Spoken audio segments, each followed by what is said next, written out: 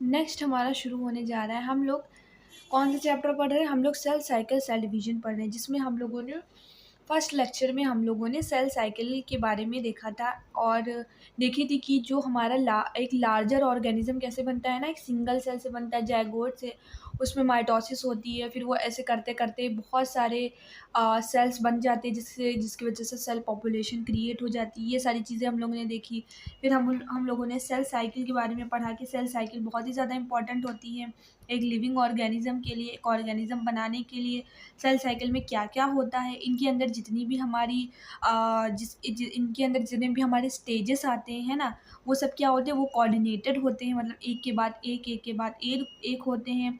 और यहाँ पे कौन कौन से हमारे स्टेजेस होते हैं, जैसे कि सेल ग्रोथ होती है जिसमें साइटोप्लाज्मिक ग्रोथ होती है, डीएनए सिंथेसिस होती है जो कि एक स्पेसिफिक स्टेज में होती है जिसे हम एस फेज कहते हैं।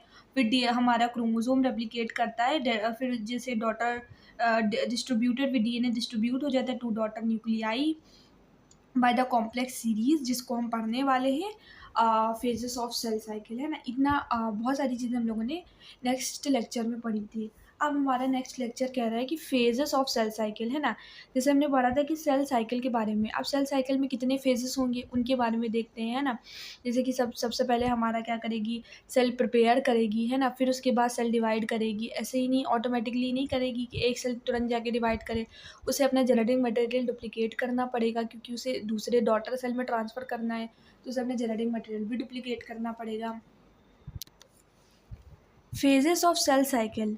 A typical eukaryotic cell cycle कह रहा है कि एक टिपिकल यूकैरियोटिक सेल साइकिल, क्योंकि हमने देखा था कि जो प्रोकैरियोट में कोई सेल साइकिल नहीं होती है ना। सेल साइकिल कहाँ होती है? हमारी जो सेल साइकिल होती है, मतलब ये जो पूरी हमारी साइकिल चलती है जिसमें सेल प्रिपेयर करती है फिर डिवाइड करती है, वो सिर्फ यूकैरियोट में होती है। हमारे प्रोकैरियोट में ऐसा नहीं होता है। वहाँ पे हमारा सिंपल सा बाइनरी फिशन होता है। पहले डीएनए की कॉपी बन जाती है, उसके बाद फिर क्या होती है, सेल सिंपली डिवाइड हो जाती है। लेकिन यूकैरियोटिक में क्या होता है, कॉम्प्लेक्स सेल साइकिल होती है, जिसके बारे में हम लोग यूकैरियोटिक सेल की ही सेल साइकिल के बारे में हम लोग पढ़ने वाले हैं। A typical eukaryotic cell cycle is illustrated by the human cells, है ना। कह रहे हैं कि अगर हम यूकैरियोटिक सेल में बहुत सारे आ जाएंगे, हमारे यूकैरियोटिक सेल के अंदर प्लांट भी आ जाएगा हमारा, और हमारे लोअर ऑर्गेनिज्म भी आ जाएंगे, हमारे एनिमल हो गए, हमारे ह्यूमन बींग होंगे। लेकिन यहाँ पे हम इलस्ट्रेटेड बाय किसके, हम स्पेसिफिक के लिए बात कर रहे हैं, हम ह्यूमन सेल्स की बात कर रहे हैं, है ना। ह्यूमन सेल्स की बात करें, एवरी और यहाँ पे जो ह्यूमन सेल्स होती हैं, ह्यूमन सेल्स, ये सेल्स कौन सी होती हैं? ईयरली एम्ब्रियोनिक सेल्स, है ना। मतलब जो सेल साइकिल शुरू होती है जब कोई भी ह्यूमन बॉडी को बनना होता है, तो वो सिंगल सेल से स्टार्ट होती है जिसे हम जाइगोट कहते हैं, है ना। और उसके अंदर बेसिकली जाइगोट जो कि फिर फर्दर डिवाइड करके क्या बनाती है, इम्ब्रियो बनाती है। तो इम्ब्रियो के जो सेल होते हैं उसे हम क्या कहते हैं, इम्ब्रियोनिक सेल। तो हमारी सेल साइकिल, या हम कहें ह्यूमन की जो बॉडी जो बनना शुरू होती है, वो किस सेल से बनना शुरू होती है? जाइगोट से बनना शुरू होती है। और जाइगोट इम्ब्रियो बनाता है, मतलब इम्ब्रियो में कौन से सेल होते हैं? Embryonic cell. मतलब शुरुआत के, है ना, ईयरली इम्ब्रियोनिक सेल से हमारी जो सेल साइकिल होती है, एक टिपिकल सेल साइकिल, वो इलस्ट्रेटेड मतलब शुरू होती है ना। इन दी human cells in the culture में, है ना, कल्चर में दी सेल्स डिवाइड। अब ये क्या कह रहे हैं कि ये जो सेल्स होते हैं ये डिवाइड करते हैं once in approximately every 24 hours. अब कह रहा है जो ह्यूमन सेल होती है वो कितने घंटों में डिवाइड होती है? वो 24 घंटों में डिवाइड होती है। मतलब जो सेल साइकिल में देखो दो चीज़ें होती हैं, एक तो हमारा एक होता है प्रिपरेशन फेज, है ना, जिसमें चीज़ें इंटरफेस जिसको हम कहने वाले हैं, जिसमें चीज़ें बनेंगी। तो अभी हम पढ़ेंगे उसमें सबसे ज़्यादा टाइम लगता है। मतलब अगर 24 आवर्स में देखें तो 23 आवर्स हमारा प्रिपरेशन में चला जाता है ना। 1 आवर हमारा डिवीजन में, मतलब जब 23 आवर सारी चीज़ें प्रिपेयर हो जाती है तो 1 घंटे में हमारी सेल डिवाइड हो जाती है। तो ह्यूमन सेल्स में ये 24 आवर किसका दिया हुआ है? ये ह्यूमन सेल का दिया हुआ है, ठीक है। हम एक टिपिकल यूकैरियोटिक सेल किसका? ह्यूमन सेल का पढ़ रहे हैं। तो ह्यूमन सेल के अंदर जो डिवीजन होता है वो, मतलब ये जो पूरी सेल साइकिल होती है वो 24 आवर्स का टाइम लेती है। हाउ एवर दिस ड्यूरेशन, अब कैसे ये जो ड्यूरेशन है ऑफ अ सेल साइकिल की कैन वेरी, अब ये बदलती है, ये मतलब ये अलग अलग होती है, वेरी होती है फ्रॉम ऑर्गेनिज्म टू ऑर्गेनिज्म, है ना। जैसे ह्यूमन में हमारा क्या था, 24 आवर्स लगते हैं पूरे सेल साइकिल में, ठीक है। और अलग अलग ऑर्गेनिज्म में ये जो सेल साइकिल का जो टाइम पीरियड होता है वो अलग अलग होता है, ठीक है। जैसे कि हमारा, and also from cell type to cell type. अब क्या कह रहा है हमसे कि जो हमारा ये ड्यूरेशन होता है सेल साइकिल का, किसका, सेल साइकिल का जो ड्यूरेशन होता है कैन वेरी कर सकता है फ्रॉम ऑर्गेनिज्म टू ऑर्गेनिज्म, है ना, ऑर्गेनिज्म अलग अलग ऑर्गेनिज्म में वेरी कर सकता है, और also from cell type to cell type, मतलब बॉडी में भी अलग अलग तरीके के सेल्स होते हैं ना, तो डिफरेंट टाइप ऑफ सेल्स के हिसाब से भी ये जो ड्यूरेशन ऑफ सेल साइकिल है ये वेरी कर सकता है। जैसे कि एनसीईआरटी ने एक एग्जाम्पल दिया है यीस्ट का, जो हमें याद करना है, यीस्ट का दिया है, जैसे कि फॉर एग्जाम्पल यीस्ट के अंदर कैन प्रोग्रेस, है ना, progress throughout the cell cycle in only about 90 minute, है ना, मतलब 90 मिनट का मतलब क्या है, मेरा 1.5 घंटे यहाँ पे लगते हैं, इसको कितने लगते हैं, 130 आवर इसको लगते हैं, किसको, यीस्ट सेल को डिवाइड करने में कितने हमें जो इसका सेल ड्यूरेशन होता है वो कितना होता है, 90 मिनट मतलब 130 आवर इसको लगते हैं, ये हमें याद रखना है। The cell cycle is divided into 2 basic phases. अब सेल साइकिल को कितने फेजेस में डिवाइड करा है, 2 बेसिक फेजेस में, जैसे कि हमारा इंटरफेज और एम फेज, ये इसके 2 बेसिक फेजेस हैं। अब यहाँ पे देखें, यहाँ पे कह रहा है कि जो ह्यूमन सेल में 24 आवर्स लगते हैं, ठीक है, 24 आवर्स में अगर हम बात करें तो 24 आवर्स लगते हैं ह्यूमन सेल के अंदर, जिसके अंदर हमारा इसमें और सेल साइकिल के 2 फेजेस होते हैं, एक तो इंटरफेज होता है और एक हमारा एम फेज होता है ना, एक इंटरफेज होता है और एक हमारा एम फेज होता है। तो कह रहा है कि जो मेरा इंटरफेज होता है उसके अंदर मेरा अब देखो 24 आवर्स लगते हैं, ठीक है, 24 आवर्स हमारे लगते हैं। इंटरफेस के अंदर जो मेरा 23 आवर होता है, ठीक है, वो इंटरफेस ले लेता है। 1 आवर किस में लगता है, एम फेज में, ठीक है, सबसे ज़्यादा जो हमारा टाइम कंज्यूमिंग होता है वो इंटरफेस होता है। 1 आवर जो बचता है उसमें सेल फिर क्या करती है, डिवाइड कर देती है। और इसमें भी लिख लीजिए, भी बहुत इंपॉर्टेंट है कि हमारा जो इंटरफेस होता है वो भी 3 हिस्सों में डिवाइड होता है, जैसे कि इंटरफेस के भी 3 फेजेस होते हैं, हमारा G1, S और G2, ये 3 फेजेस होते हैं। इसके बाद जो इंटरफेस का जो मैक्सिमम टाइम ड्यूरेशन लेता है वो कौन लेता है, G1, है ना, 23 आवर्स में भी जो G1 होता है वो हमारा 11 आवर्स लेता है। ये बेसिक थोड़ा सा नॉलेज है, इसे भी थोड़ा याद रख लीजिए कि जो अब ऐसे भी एनसीईआरटी में दिया है कि जो हमारा G1 को बोला गया है it is the longest phase, है ना, इसमें सबसे ज़्यादा टाइम लगता है, कितना लगता है, G1 हमारा लॉन्गेस्ट फेज होता है इंटरफेस का, तो इंटरफेस का जो G1 है उसमें 11 आवर्स लगता है, और बचे जो 4 आवर्स है, मतलब यहाँ पे एस फेज में 8 आवर्स लगता है और G2 फेज में 4 आवर्स लगता है ना। तो यहाँ पे क्या कह रहा है, ये वेरी कर रहा है सेल टू सेल, ठीक है, मतलब ये जो मेरा 24 आवर से 11 आवर है, 8 आवर है, 4 आवर है, ये क्या है, ये सब ये बात कर रहे हैं हम ह्यूमन सेल की, याद रखिएगा, ह्यूमन सेल की हम बात करें 24 आवर, लेकिन वेरी बदल सकता है, मतलब जीवन के अंदर 11 आवर्स नहीं हो सकता है, अलग भी हो सकता है। अब एस फेज में मेरा 8 आवर के अलावा और भी डिफरेंट टाइप ऑफ टाइम हो सकता है, मतलब ये टाइम भी मेरे बदल सकते हैं, कहाँ, सेल टू सेल, अलग अलग सेल के अकॉर्डिंग ये टाइम भी मेरे वेरी कर सकते हैं। और एम फेज में कितना लग रहा है, 1 आवर, ये किसका था, ह्यूमन सेल की हमने बात करी थी, ठीक है। जैसे कि हम यहाँ पे देख रहे हैं इंटर फेज का जो लॉन्गेस्ट फेज होता है वो कौन सा होता है, मेरा G1 फेज, ठीक है, 11 आवर्स लग रहा है human, for example human cell की हम बात करें तो इंटर फेज का लॉन्गेस्ट फेज हमारा G1 फेज हो जाता है। जैसे कि एनसीईआरटी में मेरा ये दिया हुआ है डायग्राम, ये पूरा सेल साइकिल है कि मेरी जब सेल को डिवाइड होना होता है तो वो ये पूरा जो दिख रहा है ये पूरा पार्ट मेरा इंटरफेस का है, ठीक है, और ये पार्ट मेरा किसका है, एम फेस का है। एम फेस में भी बहुत सारे फेजेस आएंगे जो हम आगे पढ़ेंगे।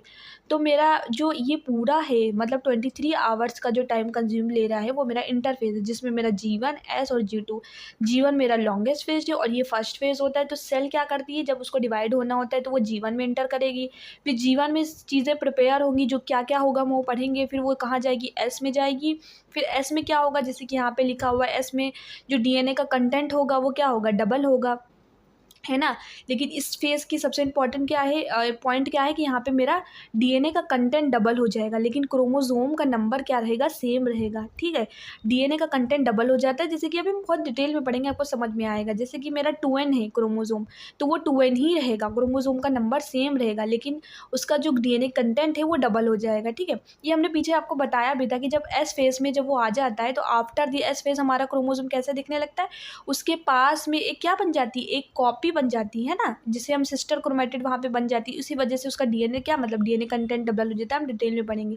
फिर वो सेल कहाँ जाती है, G2 में चली जाती है ना।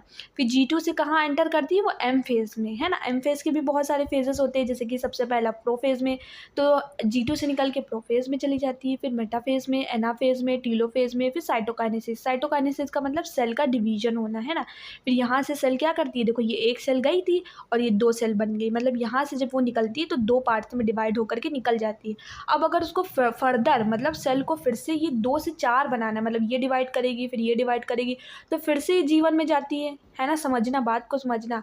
ये कह रहा है कि अगर इस सेल को वापस से बाद में फिर से डिवाइड करना है तो ये फिर से जीवन में चली जाती है, फिर से ये एस में जाएगी, G2 में जाएगी, फिर प्रोफेज़ मतलब एम फेज़ के प्रोफेज़ में मेटाफेज़, एनाफेज़, टीलोफेज़, फिर साइटोकाइनेसिस से फिर से क्या बनेंगे, इस सेल के 2 और इस सेल के 2, टोटल 4 सेल्स बन जाएंगे। ऐसे कंटिन्यूसली क्या बनती है, सेल साइकिल चलती रहती रहेगी, ठीक है।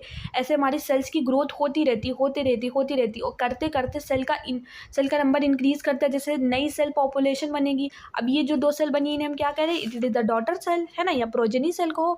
और एक बात ध्यान रखनी है, अगर सेल को डिवाइड नहीं करना है तो एक और स्पेसिफिक स्टेज होती है जिसे हम कहते हैं जीनोड, है ना। इसे ऐसा समझ लो कि स्टॉप, जैसे कि हमने किसी चीज़ को अगर रोकना है ना, तो उसको हम क्या करेंगे, उसको ऑफ कर देंगे, उसका बटन ऑफ कर दिया, तो ये क्या करेगा मेरा, जब अगर सेल को डिवाइड नहीं करना है तो ये दोनों सेल अगर जिसे इसको आगे डिवाइड नहीं करना है तो ये वापस जीवन में नहीं जाएगी, ये कहाँ चली जाएगी, इंटर कर देगी मेरी जीनोड में, है ना। ये जीनोड में चली जाएगी और यहाँ पे क्या हो जाएगी, जो सेल का जो डिवीजन कैपेबिलिटी है वो ख़त्म हो जाएगा, है ना। लेकिन इस जीनोड में सेल डिवाइड नहीं करेगी, लेकिन सेल मेटाबॉलिकली एक्टिव होगी, मतलब उसके अंदर रिएक्शन होगी। ऐसा नहीं कि जीनोड में वो सेल्स चली गई तो उसके अंदर की जितनी भी रिएक्शन वगैरह है या मेटाबॉलिक मतलब उसमें एनाबॉलिक कैटाबॉलिक रिएक्शन होती है, वो सारी चीज़ें बंद हो जाएंगी। जीनोड का मतलब है खाली वो सेल्स डिवीजन नहीं कर पाएगी, ठीक है, और सारी चीज़ें उसके अंदर होगी, ठीक है। तो अगर उसे वो डिवीजन नहीं करना है तो G0 में चली जाती है। G0 का मतलब क्या होता है, सस्पेंशन ऑफ सेल एक्टिविटी। अभी हम पढ़ेंगे G0 का मतलब क्या हो जाता है कि सस्पेंशन ऑफ सेल एक्टिविटी, मतलब सेल की जो एक्टिविटी है वो सस्पेंड कर जाती है ना, सस्पेंड कर जाती है, मतलब cell exist to cell cycle. ये एनसीईआरटी में लिखा है कि सेल क्या करती है, ये पूरी सेल साइकिल है और अगर सेल को आगे डिवाइड नहीं करता है तो क्या करेगी, सेल साइकिल से एग्जिट कर जाएगी। मतलब G0 के अंदर जाने का मतलब है वो सेल साइकिल से एग्जिट कर चुकी है, वो सस्पेंड हो चुकी है ना। अब वो सेल हमारी डिवाइड नहीं करेगी। ये इतना समझ में है। अब यहाँ पे मेरा क्या कह रहा है कि अब इसको यहाँ पे 24 आवर्स लग रहा है, ये हमने समझ लिया। अब ईस्ट का दिया हुआ है, उसके बाद मेरा यहाँ पे सेल साइकिल में जो ईस्ट में 90 मिनट लगते हैं, लेकिन मतलब 130 आवर्स इसके अंदर लगते हैं। अब इंटरफेस में मेरे 3 फेजेस थे, G1 था, S था, G2 था। G1 मेरा सबसे लॉन्गेस्ट फेज था, ठीक है। अब मेरा M फेज जो है इसको हम कहते हैं, ये होता है हमारा माइटोसिस फेज, ठीक है। अब देखो M फेज मेरे 2 तरीके के होते हैं, एक मेरा माइटोसिस फेज और एक मेरा मियोसिस फेज, है ना।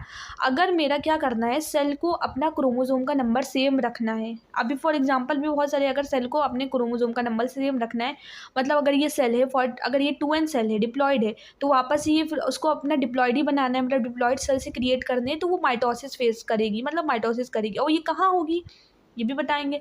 और अगर वो क्या करना है, उसको अपने क्रोमोसोम का नंबर हाफ कर देना है, मतलब 2n से n कर देना है ना। अगर हाफ कर देना है तो वो m फेज, मतलब वो कौन सा फेज हो जाएगा, मेरा मियोसिस फेज हो जाएगा, जो हम आगे पढ़ेंगे। और जो हमारा ये माइटोटिक फेस होता है, ये बेसिकली जब बॉडी को ग्रोथ करना होता है या अगर बॉडी के किसी भी पार्ट में चोट लग गई है ना, तो उस ऑर्गन के या उस उतने पार्ट के, बॉडी के पार्ट को अगर रिपेयर करना है तो वहाँ की सेल्स क्या करती हैं, नई सेल्स निकलती है ना उसमें, तो वहाँ पे क्या होने लगता है, हमारा सेल साइकिल शुरू होने लगता है ना। अगर बॉडी को ग्रोथ करना है तो भी मेरी सेल साइकिल करेगी, अगर किसी इंजर्ड पार्ट को रिपेयर करना है वहाँ पे भी मेरी सेल भरना शुरू होती है ना, सेल साइकिल होती है।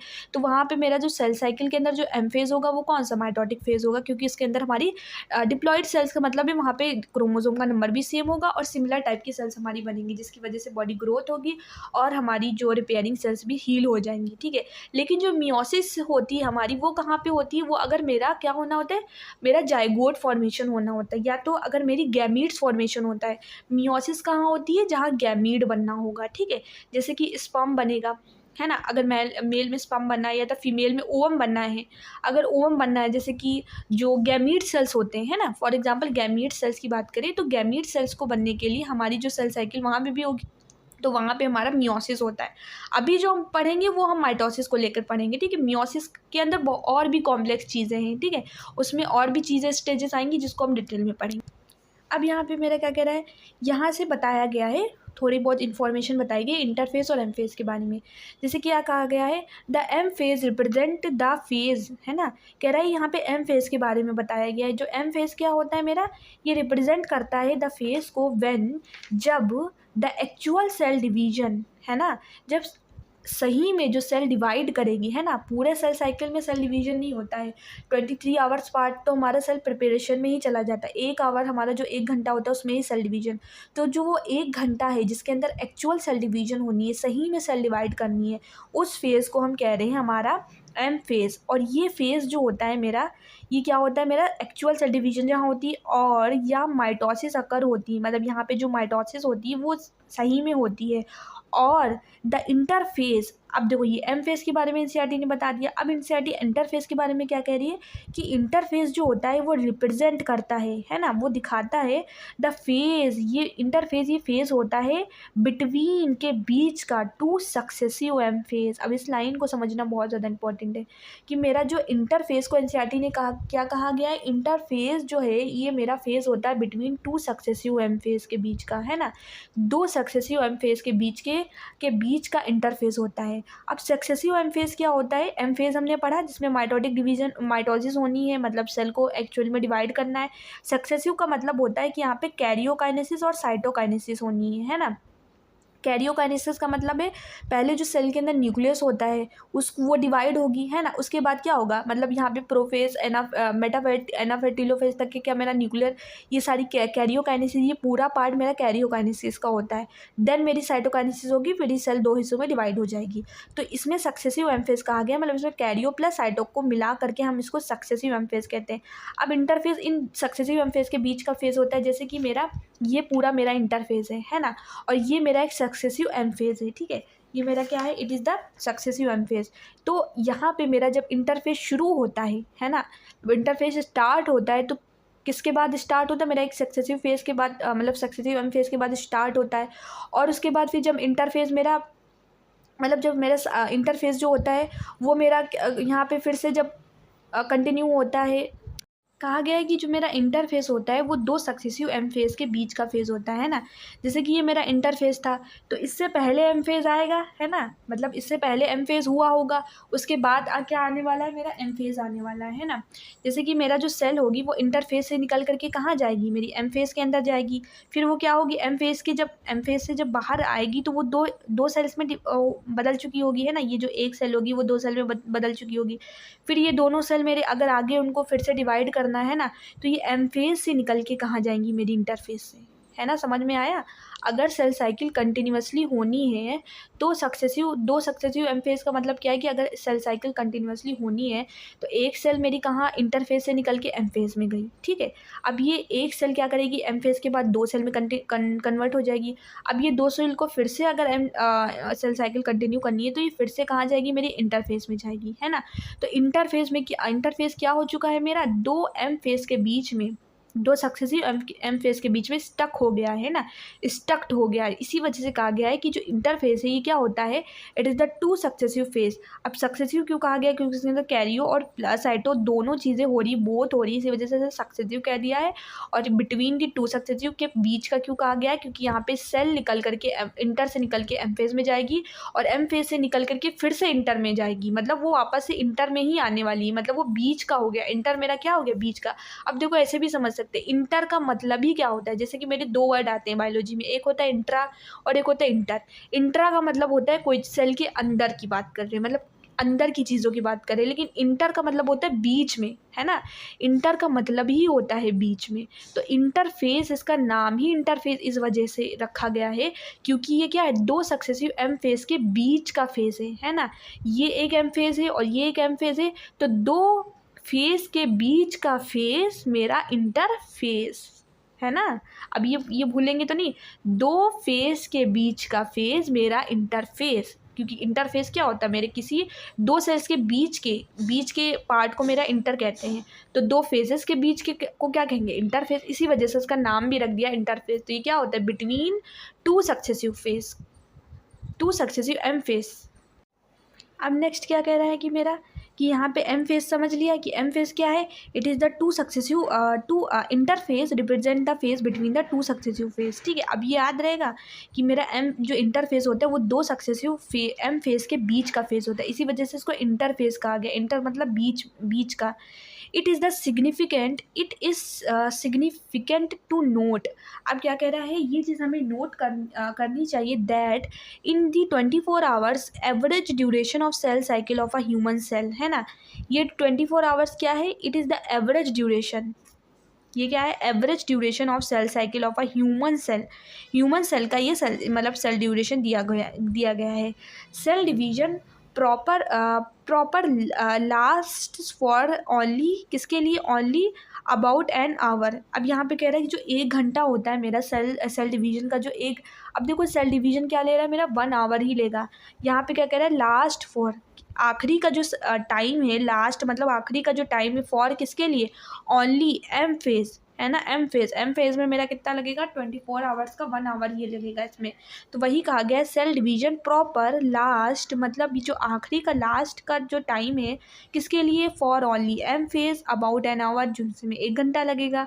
द इंटरफेस लास्ट, अब जो इंटरफेस लेता है मोर, बहुत ज़्यादा than 95% of the duration of cell cycle. ठीक है, ये भी लाइन याद रखनी है। इंटरफेस, एनसीईआरटी ने कहा इंटरफेस जो होता है वो मेरा लास्ट का मतलब यहाँ पे लेता है मोर, बहुत ज़्यादा than 95% of the duration of cell cycle का 95% पार्ट ले लेता है। ठीक है, अब यहाँ पे मेरे हमसे क्या कह रहा है कि यहाँ पे द एम फेज़ के बारे में बताया गया है कि the M phase start, M phase जो होती है वो शुरू होती है विद द न्यूक्लियर डिवीजन। ठीक है, किससे शुरू होती है, न्यूक्लियर डिवीजन से। जैसे कि हम लोग ये फेजेस देख रहे हैं यहाँ पे, ये जो प्रोफेज, मेटाफेज, एनाफेज, टीलोफेज, ये एम फेज में है, ये सारे के सारे क्या आते हैं, कैरियोकाइनेसिस होती है, मतलब इसमें न्यूक्लियर डिवीजन होता है। बाद में साइटोकाइनेसिस मतलब सेल डिवीजन होता है। तो यहाँ पे सबसे पहले मेरा क्या होगा, न्यूक्लियर डिवीजन होगा। तो एम फेज शुरू होती है न्यूक्लियर डिवीजन से, मतलब प्रोफेज से शुरू होगी न्यूक्लियर डिवीजन से, corresponding to the separation of daughter chromosome. अब देखो यहाँ पे जिसे हम कहते हैं कैरियोकाइनेसिस, न्यूक्लियर डिवीजन का मतलब क्या है, सेल के अंदर जो न्यूक्लियस होगा वो डिवाइड करेगी। न्यूक्लियस में क्या पाया जाता है हमारा, जेनेटिक मटेरियल, है ना, जेनेटिक मटेरियल पाया जाता है। अब यहाँ पे मेरा एम फेज की बात कर रहे हैं, मतलब मेरा जेनेटिक मटेरियल पूरी तरीके से क्या हो जाएगा, एस फेज के, आफ्टर दी एस फेज के बाद मेरा क्लियरली विजिबल क्रोमोजोम, अभी हम डिटेल में पढ़ेंगे, क्लियरली विजिबल क्रोमोजोम हमें दिखने लगता है। ठीक है, तो वो जो क्रोमोजोम होंगे वो क्या होंगे, उनका सेपरेशन होगा, है ना, क्या होगा, corresponding to the separation. Separation मतलब अलग होंगे, कौन, ऑफ अ डॉटर। ठीक है, डॉटर सेल नहीं, ऑफ अ डॉटर क्रोमोजोम। ठीक है, क्योंकि एम फेज की बात करें, इंटरफेज में सारी चीज़ें बन चुकी है, मेरा G1 भी हो गया, G2 भी हो गया, अभी पढ़ रहे हैं हम G1 S और G2 हो गया, मतलब S में मेरा पूरा प्रॉपरली क्रोमोजोम बन चुका है, विजिबल हो चुका है। अब क्रोमोजोम सेपरेट होगा। ठीक है, क्रोमोजोम में 2 क्रोमेटिड बन चुकी है, 2 सिस्टर क्रोमेटिड बनी, वो 2 सिस्टर क्रोमेटिड सेपरेट होंगी, मतलब क्रोमोजोम सेपरेट होगा, जिसे हम डॉटर कह रहे हैं, या सिस्टर को या डॉटर को। अब ये सेपरेट होंगी क्या, डॉटर क्रोमोजोम, समझ में आई, सेपरेशन ऑफ डॉटर क्रोमोजोम। इस प्रोसेस को हम क्या कह रहे हैं, इट इज़ द कैरियोकाइनेसिस। मतलब पूरे इसमें मेरे प्रोफेज, मेटाफेज, एनाफेज, टीलोफेज, इन सारे चारों फेजेस के अंदर मेरा क्या होगा, क्या होगा, मेरा न्यूक्लियर डिवीजन होगा। और मेरा न्यूक्लियर डिवीजन का बेसिस क्या है कि मेरा क्रोमोजोम का डिवीजन होगा। ठीक है, एंड यूजुअली एंड्स, और ख़त्म होगा। ठीक है, स्टार्ट होगा न्यूक्लियर डिवीजन से, जिसे हम कैरियोकाइनेसिस कह रहे हैं, और यूजुअली एंड मतलब ख़त्म होगा विद डिवीजन ऑफ साइटोप्लाज्म, जिसे हम साइटोकाइनेसिस कह रहे हैं। साइटोकाइनेसिस का मतलब क्या है, साइटोकाइनेसिस का मतलब सेल डिवीजन नहीं होता है, साइटोकाइनेसिस का मतलब होता है मेरा साइटोप्लाज्म, जो सेल के अंदर देखो न्यूक्लियस था, न्यूक्लियस 2 हिस्से में तब्दील हुआ तो उसे हम कैरियोकाइनेसिस कहते थे। अब सेल के अंदर न्यूक्लियस के साथ साइटोप्लाज्म भी तो होगा भरा हुआ, जब साइटोप्लाज्म डिवाइड होगा तो हम कहेंगे उसे साइटोकाइनेसिस। ठीक है, स्टार्ट होगा एम फेज कैरियोकाइनेसिस से और एंड होगा साइटोकाइनेसिस से, सिंपल सा है। द इंटरफेस, फिर से इंटरफेस के बारे में बताने लगी एनसीईआरटी, कह रही है एनसीईआरटी द इंटरफेस थॉग, इंटरफेस क्या कह रही है, the interface is the longest phase, है ना। ये तो हमें मालूम है कि जो इंटरफेस होती है वो सबसे बड़ा फेज होता है, उसके कह रहा है तो कॉल्ड द रेस्टिंग फेज भी कह रही है इसको एनसीईआरटी। एनसीईआरटी क्या कह रही है, इंटरफेस को रेस्टिंग फेज कह रही है, मतलब देखो रेस्ट क्यों कहा है हमने सेल को, क्योंकि सेल क्या होती है, जब सेल के अंदर रेस्टिंग फेज हम इस वजह से कह रहे हैं कि जो सेल, अगर सेल को डिवाइड होना है तो सेल अपने नंबर को बढ़ाएगी, है ना, तो उसको हम रेस्टिंग फेज नहीं कहेंगे। लेकिन सेल के अंदर कुछ, सेल क्या नहीं है, हिल डुल नहीं रही है, सेल मेरी G1 में गई, S में गई, G2 में गई, बस वो मूव कर रही है, उसके अंदर कोई ऐसी लार्जर एक्टिविटी नहीं होगी। बस उसके अंदर क्या होगा, बस जो मेरी प्रिपरेशन होगा, बस, है ना, चेयर प्रिपेयर करेगी। अब जैसे कि इसको बड़े इंटरेस्टिंग वे में हम याद करते हैं, हमने इंटरफेस को रेस्टिंग फेज क्यों कहा, और सेल साइकिल को हमने रेस्टिंग, मतलब सेल डिवीजन को हमने रेस्टिंग फेज नहीं कहा। इंटरफेस में क्या करती है, इंटरफेस हमारा सबसे लार्जेस्ट फेज होता है, इसमें सेल इसके अंदर प्रिपेयर करती है अपनी चीज़ों को, DNA को रिप्लिकेट करती है, क्योंकि उसको आगे डॉटर सेल बनाना है, चीज़ों को अच्छी तरीके से उसका प्रिपरेशन करती है। इसमें बहुत ज़्यादा टाइम ड्यूरेशन लगता है, 24 आवर्स लगता है, और 1 घंटे में सेल डिवाइड कर जाती है तुरंतली, और उसका रिजल्ट आ जाता है, मतलब हमें 2 डॉटर सेल दिखने लगती हैं।